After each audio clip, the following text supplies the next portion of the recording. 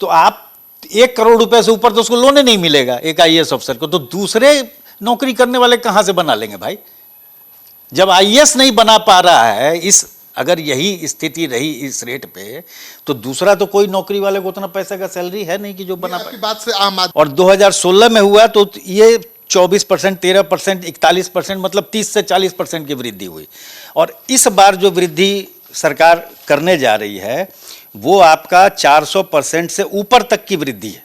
जो 1700 रुपए square feet का मिनिमम वैल्यू था कंस्ट्रक्शन का, उसको सरकार बढ़ा के 5500 कर दे रही है।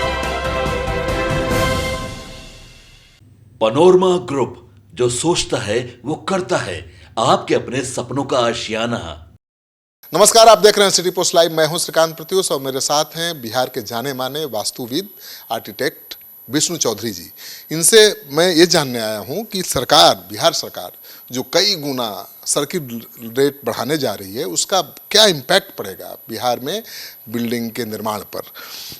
बिहार सरकार 400 गुना सर्किल रेट बढ़ाने जा रही है। ऐसा तो कभी होता नहीं है कि एक बार में एक झटके में 400 गुना बढ़ा दीजिए। देखिए, ऐसा पहले भी नहीं हुआ है। पहले भी हुआ है तो मैक्सिमम से मैक्सिमम 100% तक बढ़ा, और 2016 में जो लास्ट सर्कल रेट रिवाइज हुआ उस समय वो मैक्सिमम 30 से 40% ही बढ़ाया गया। अब दूसरी बात ये है कि आपने कहा कि भाई इसका इम्पैक्ट क्या होगा, तभी एक बार आप बिल्डिंग इंडस्ट्री को साइड कर दीजिए। मकान तो ज़मीन खरीद के गरीब गुरबा हर आदमी, मिडिल क्लास सब लोग बनाएगा, नौकरी पेशा। आप ये बताइए, कोई अन्य सड़क पर भी रेसिडेंशियल एरिया में भी वो मकान बनाएगा तो 1 कट्ठा ज़मीन भी खरीदेगा तो पता चला गया 4 करोड़ 5 करोड़ की ज़मीन हो जाएगी। अन्य क्षेत्रों में प्रधान मुख्य सड़क अभी 200 करोड़ होने वाली है। हाँ, उसको तो भूल जाइए। तो उस जगह पर, और उसके बाद वो आप ये बताइए कि लोन कैसे मिलेगा उसको? इतना अगर कॉस्ट हो जाएगा, एक आईएएस की सैलरी क्या होती है? 2-2.25 लाख रुपए पर मंथ। साल का कितना होगा? 24-25 लाख, मान लीजिए 30 लाख। अगर वो भी सही मायने में अपने जीवन की पूरी कमाई भी लगा देगा तो भी बैंक उतना लोन नहीं करेगी और वो भी मकान नहीं बना पाएगा। भाई तो सैलरी के आधार पर लोन होता है ना, इसे जबकि सबसे ज्यादा सैलरी तो उसी की है, आईएएस की। उसको भी 1 कट्ठा जमीन का लोन नहीं मिलेगा। तो उसको भी नहीं मिलेगा, चूंकि उसका भी जो लिमिट होगा 3.5 गुना से ज्यादा बैंक देती नहीं है। पेइंग कैपेसिटी भी देखा जाता है। तो आप 1 करोड़ रुपए से ऊपर तो उसको लोन ही नहीं मिलेगा एक आईएएस अफसर को, तो दूसरे नौकरी करने वाले कहां से बना लेंगे भाई? जब आईएएस नहीं बना पा रहा है, अगर यही स्थिति रही इस रेट पे, तो दूसरा तो कोई नौकरी वाले को उतना पैसे का सैलरी है नहीं कि जो बना पाए। आपकी बात से आम आदमी की समस्या तो सामने आ गई कि भाई अब तो आईएएस ही नहीं बना सकता है, जमीन नहीं खरीद सकता है, तो आम आदमी कहाँ से कर देगा। लेकिन दूसरा मेरा बड़ा सवाल है कि जिसके पास जमीन है वो बेचना चाहे वो बेच भी नहीं पाए। नहीं बिक पाएगी, क्योंकि मार्केट रेट से बहुत ज़्यादा आपका सर्कल रेट हो जा रहा है, तो वो ज़मीन बिक्री नहीं हो पाएगा। किसान भी अपनी बेटी का शादी नहीं कर पाएगा।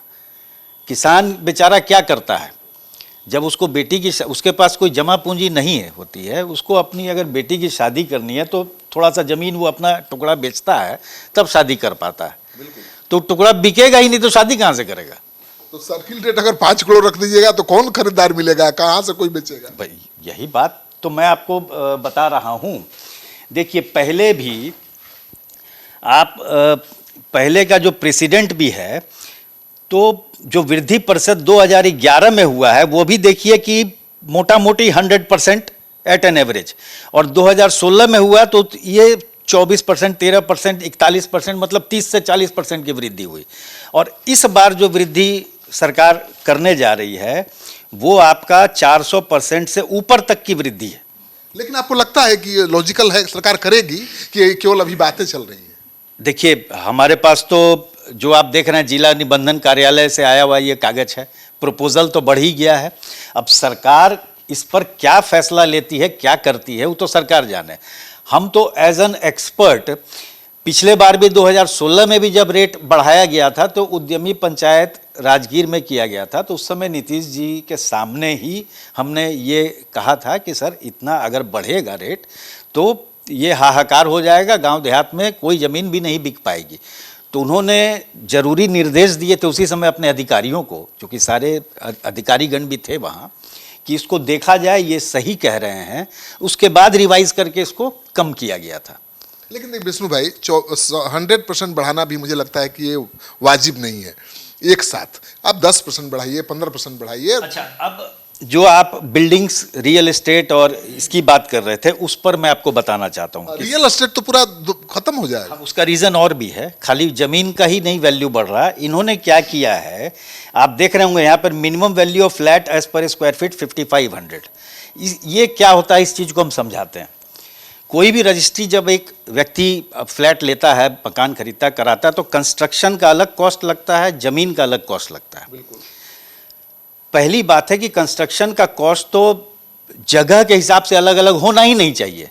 चाहे उसको डाकबंगला रोड पे आप कंस्ट्रक्शन वो तो कीजिए, लगेगा बराबर। चाहे वो 20 फीट के रोड पे कीजिए, चाहे सगुना में जाके कीजिए, कंस्ट्रक्शन कॉस्ट तो बराबर है।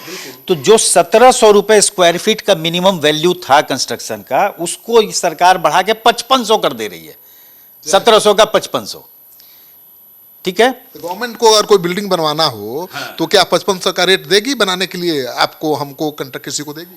भाई अब ये बात तो सवाल आप सरकार से करेंगे ना कि 5500 का कंस्ट्रक्शन कॉस्ट का रेट है कहाँ? हाँ, बिल्कुल। सरकार दे रही है क्या ये तो मिनिमम है, अब मैक्सिमम कर दिया उन्होंने 11,500 कंस्ट्रक्शन कॉस्ट? Construction cost. ये मिनिमम है 5500, मैक्सिमम 11,500 रुपया।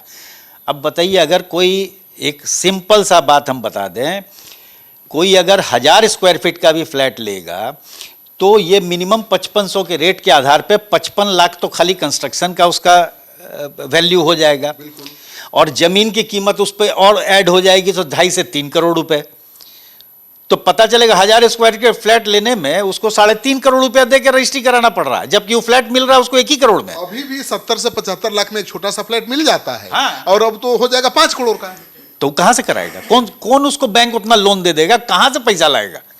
लेकिन क्या सरकार को इतनी बात समझ में नहीं आती है? आपको, हमको समझ में आ रहा है कि भाई अब क्या हो रहा है? सबसे बड़ी बात तो ये हम बता रहे हैं कि कंस्ट्रक्शन कॉस्ट का रेट आप डिफर कैसे कर सकते नहीं कर सकते, हर जगह लागत तो एक ही होगी। हैं? एक ही है, तो इसको आप एरिया और रोड के आधार पे इसको क्यों बढ़ा रहे हैं? जमीन तो आप बढ़ा रहे, समझ में आती है बात कि वो प्रधान सड़क है तो मुख्य सड़क है तो अन्य सड़क है, प्रिंसिपल रोड है, मुंबई में भी 10 करोड़ रुपया कट्ठा जमीन नहीं है विष्णु भाई, जहां तक मुझे जानकारी है।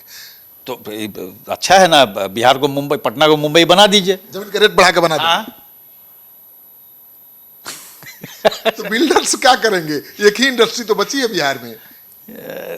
कि बड़ा ये पसोपेश वाली स्थिति है। अगर सरकार जिस हिसाब से प्रपोजल है, अगर कैबिनेट इसको मंजूरी देता है, तो यहाँ पूरा का पूरा सिस्टम आपका बिल्डिंग से रिलेटेड हो, चाहे आम आदमी का हो, वो ठप पड़ जाना है। तो सरकार फायदे के लिए बढ़ा रही है कि रेवेन्यू ज्यादा आएगा। मुझे लगता है कि रेवेन्यू खत्म हो जाएगा। रेवेन्यू खत्म हो जाएगा, कोई रजिस्ट्री होगी नहीं, एग्रीमेंट ले लेके रजिस्ट्री नहीं कराएगा, लोग एग्रीमेंट पे काम करते रहेगा। हाँ बिल्कुल, पहले भी ऐसा होता रहा है। तो अब कोई रजिस्ट्री ही नहीं कराएगा, एग्रीमेंट पर काम करेगा। हाँ हाँ, यही होना है। मतलब आप मजबूर कर दे रहे हैं लोगों को कि आप गलत काम करिए, सरकार को मत दीजिए टैक्स। हाँ। तो लेकिन चिंता तो बड़ी होगी ना निर्माण कंपनियों की, भाई ये तो स्वाभाविक है। आज हम लोग की एक मीटिंग भी है बिहार चैम्बर ऑफ कॉमर्स में इसी मुद्दे पर। चिंता तो जरूर बढ़ी है, चिंता की बात भी है। आप सरकार से भी टाइम नहीं मांग रहे मिलने के लिए? देखिए, इसमें तरीका ये होता है, हाईकोर्ट का भी इस मामले में एक निर्देश है कि आप कोई भी रेट एमवीआर वगैरह बढ़ाएंगे तो आपको पब्लिक पोर्टल पे डाल के लोगों का सजेशन लेना है। तो हमें लगता है कि सरकार इस चीज़ पर ध्यान देते हुए इसको कंप्लायंस करेगी, जो कोर्ट का ऑर्डर है। लेकिन विष्णु भाई, थोड़ा सा भी लॉजिकल होता। मान लीजिए जो जमीन 70 लाख रुपया कट्ठा है वो 1 करोड़ रुपया हो जाता, 1.25 करोड़ रुपया हो जाता, तो बात समझ में आती थी। जो जमीन 1 करोड़ रुपया कट्ठा है उसको आप 5 से 10 करोड़ कर रहे हैं, ये तो एकदम लॉजिकल ही बात नहीं लग रही है। हाँ, है तो जरूर। मामला तो अभी तक जो संज्ञान में आया है वो तो ऐसा ही। तो ये तो कहीं से भी एडवाइजेबल नहीं है किसी भी सरकार के लिए, चाहे किसी भी जगह के लिए। तो आज बैठक में क्या चर्चा होगी? इसी पर चर्चा होगी कि हम लोग सरकार को लिखित रूप में क्या ज्ञापन दें, ताकि सरकार भी इस पर रीथिंक करे, सोचे और एक सही जो निर्णय है वो सामने आए। आप तो आर्किटेक्ट, जाने माने वास्तुविद हैं, आर्किटेक्ट हैं, आपके संपर्क में तो पूरे इंडस्ट्री के लोग होंगे। उनकी चिंता कैसी है? जो मैं आपको बता रहा हूँ वही चिंता उनकी भी है, स्वाभाविक है। जो जो बातें मैंने अभी आपसे कही हैं वही चिंता उनको भी खाई जा रही है कि काम कैसे होगा। तो सरकार अगर सर्किल रेट इतना बढ़ा रही है, किसी को जमीन बेचना है तो आम आदमी तो लेगा नहीं, तो सरकार ये भी व्यवस्था करे कि उसी रेट पर खरीद लेगी।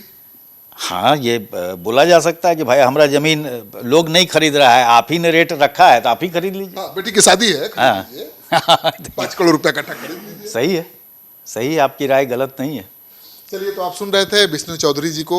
ये कैसा फैसला है आप खुद बताइए, कमेंट बॉक्स में जाइए और कमेंट लिखिए कि क्या पटना में 10 करोड़ रुपए कट्ठा जमीन की कीमत होनी चाहिए, और होगी तो क्या जमीन की खरीद बिक्री हो पाएगी, और नहीं होगी तो राज्य सरकार का खजाना कैसे भरेगा निबंधन से।